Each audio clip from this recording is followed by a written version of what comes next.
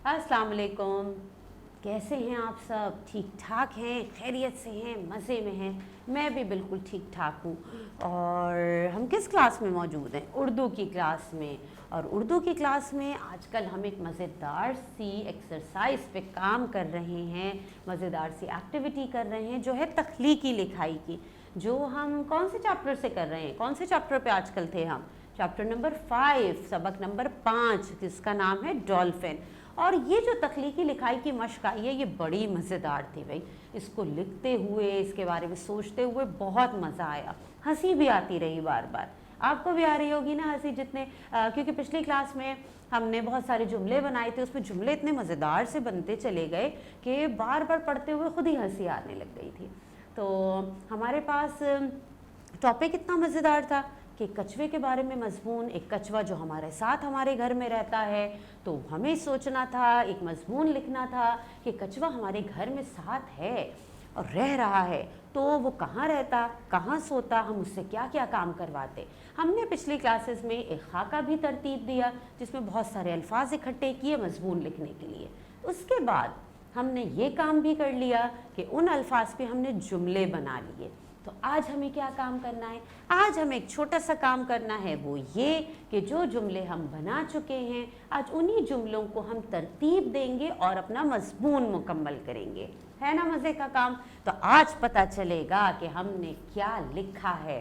ठीक है, कि एंड में हमारे पास एक मज़मून, एक ऐसे किस शक्ल में सामने आया है। चलें, फिर तैयार है मेरे साथ? अच्छा जी, मज़मून तो बहुत मज़े का बना भाई हमारा। तो मुझे उम्मीद है कि आपने भी तरतीब सोची थी, अपनी टीचर को सेंड की थी।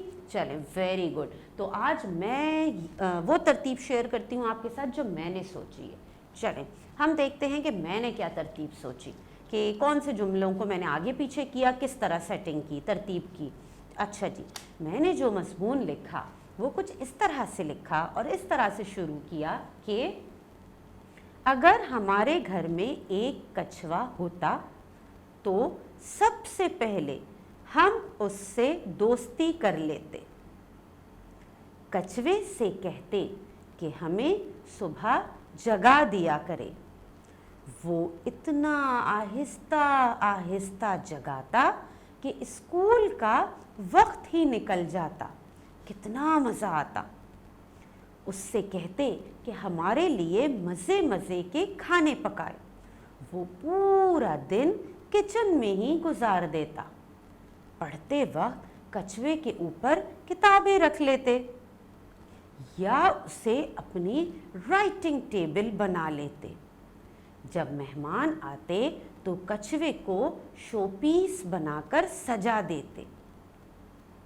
कछुए की दरवाजे पर ड्यूटी लगा देते कि आने जाने वालों के लिए दरवाज़ा खोले और बंद करे। अरे हाँ, कछुए के साथ दौड़ का मुकाबला करते और उसमें हम खुद ही जीत जाते।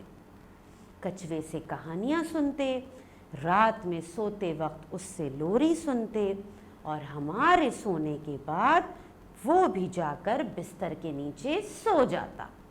जी जनाब, तो देखा आपने कि मैंने क्या तरतीब सोची थी मज़मून की। आपने भी ऐसी ही कुछ तरतीब सोची थी या कुछ जुमले आगे पीछे थे?